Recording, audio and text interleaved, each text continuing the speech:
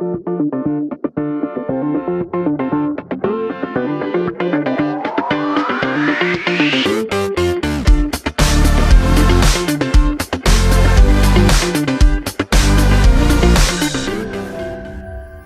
സബ്ജക്റ്റിൽ ഏതൊക്കെ ചാപ്റ്റേഴ്സാണ് ബൈഫോർഗേഷൻ ചെയ്തിട്ടുള്ളതെന്ന് നോക്കാം. Subject code 320. Total 34 ചാപ്റ്റേഴ്സാണ് അക്കൗണ്ടൻസിയിൽ വരുന്നത്. അതിൽ പബ്ലിക് എക്സാമിനേഷന് വരുന്ന ചാപ്റ്റേഴ്സ് വെറും 20 ചാപ്റ്റേഴ്സാണ്. അത് ഏതൊക്കെയാണ് നമുക്ക് നോക്കാം. ഓരോ മൊഡ്യൂൾ വൈസ് ആയിട്ട് പബ്ലിക് എക്സാമിനേഷന് ഏതൊക്കെ ചാപ്റ്റേഴ്സ് വരുന്നുണ്ട് എന്ന് നോക്കാം. ഒന്നാമത്തെ മൊഡ്യൂള് അക്കൗണ്ടിങ് ആൻഡ് ഇൻട്രൊഡക്ഷൻ. ആ ഒന്നാമത്തെ മൊഡ്യൂളിൽ നിന്ന് പബ്ലിക് എക്സാമിനേഷന് വരുന്ന chapters chapter 4 accounting for business transactions, chapter 5 journal, chapter 6 ledger. ഇത്രയും ചാപ്റ്റേഴ്സാണ് പബ്ലിക് എക്സാമിനേഷന് വരുന്ന ചാപ്റ്റേഴ്സ്. അതേപോലെ തന്നെ രണ്ടാമത്തെ module trial balance and computers. ഈ മൊഡ്യൂളിൽ നിന്നും വരുന്ന ചാപ്റ്റേഴ്സ് ഏതൊക്കെയാണെന്ന് നോക്കാം. Chapter 12 error and their rectification, chapter 13 computer and computerised accounting system. ഇത്രയും ചാപ്റ്റേഴ്സാണ് രണ്ടാമത്തെ മൊഡ്യൂളിൽ നിന്ന് വരുന്ന ചാപ്റ്റേഴ്സ്. മൂന്നാമത്തെ മൊഡ്യൂളിൽ നിന്നും വരുന്ന ചാപ്റ്റേഴ്സ് ഏതൊക്കെയാണെന്ന് നോക്കാം. മൂന്നാമത്തെ മൊഡ്യൂള് ഫിനാൻഷ്യൽ സ്റ്റേറ്റ്മെൻറ്റ്സ്. അതിൽ നിന്നും വരുന്ന chapters chapter 16 financial statements and introduction, 17 financial statement 1, chapter 18 financial statement 2, chapter 19 NPO and introduction, chapter 20 financial statement NPOs, chapter 21 accounts from incomplete records. ഇത്രയും ചാപ്റ്റേഴ്സാണ് പബ്ലിക് എക്സാമിനേഷന് വരുന്ന ചാപ്റ്റേഴ്സ്.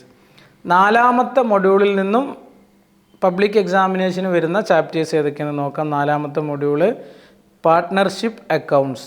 അതിൽ നിന്ന് വരുന്ന chapters chapter 23 admission of A partner, chapter 24 retirement and death of A partner, chapter 25 dissolution of partnership firm. ഇത്രയും ചാപ്റ്റേഴ്സാണ് public എക്സാമിനേഷന് വരുന്ന ചാപ്റ്റേഴ്സ്.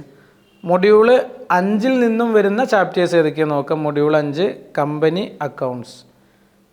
ആ മൊഡ്യൂളിൽ നിന്നും പബ്ലിക് എക്സാമിനേഷന് വരുന്ന chapters chapter 27 issue of shares, chapter 28 forfeiture of shares, chapter 29 re issue of forfeited shares. ഇത്രയും ചാപ്റ്റേഴ്സാണ് പബ്ലിക് എക്സാമിനേഷന് വരുന്ന ചാപ്റ്റേഴ്സ്. അപ്പോൾ ആറാമത്തെ മൊഡ്യൂളിൽ എയും വരുന്നുണ്ട് ബിയും വരുന്നുണ്ട്. ഏതെങ്കിലും ഒന്ന് മാത്രമേ നിങ്ങൾ പഠിക്കാവൂ. ഏതെങ്കിലും ഒരു മൊഡ്യൂളിൽ നിന്നുള്ള ചാപ്റ്റേഴ്സ് മാത്രമേ നിങ്ങൾ പഠിക്കാവൂ. ആറാമത്തെ മൊഡ്യൂളിൽ A analysis of financial statements. ആ ഒരു മൊഡ്യൂളിൽ നിന്ന് വരുന്ന ചാപ്റ്റേഴ്സ് ഏതൊക്കെയാണെന്ന് നോക്കാം. Chapter 32 accounting ratio 1, chapter 33 accounting ratio 2, അതുപോലെ തന്നെ ചാപ്റ്റർ 34 ക്യാഷ് ഫ്ലോ സ്റ്റേറ്റ്മെൻറ്റ്. ഇത്രയും ചാപ്റ്റേഴ്സാണ് വരുന്നത്. മൊഡ്യൂൾ ബി വരുന്നത് application of computers in financial accounting. ഈ മൊഡ്യൂളിൽ നിന്ന് അല്ലെങ്കിൽ ഈ ബിയിൽ നിന്ന് വരുന്ന ചാപ്റ്റേഴ്സ് ഏതൊക്കെയാണ് നമുക്ക് നോക്കാം. Chapter 36 use of spreadsheet in business, അതുപോലെ തന്നെ chapter 37 graphs and charts for business, chapter 38 database management system of accounting. ഇത്രയും 2 മൊഡ്യൂളുകളിൽ നിന്ന് ഏതെങ്കിലും ഒരു മൊഡ്യൂളാണ് വിദ്യാർത്ഥി പഠിക്കേണ്ടതുള്ളൂ.